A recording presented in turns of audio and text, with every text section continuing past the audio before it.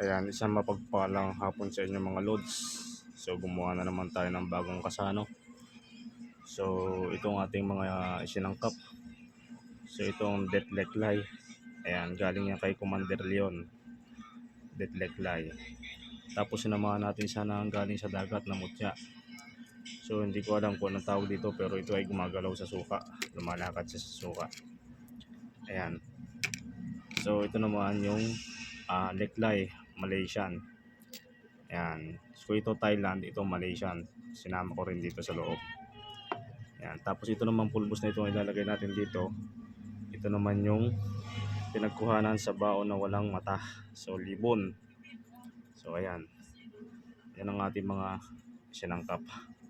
So sa mga gustong mag-avail, mag-PM lang sa akin or mag-comment sa baba. Yan lang mga lods.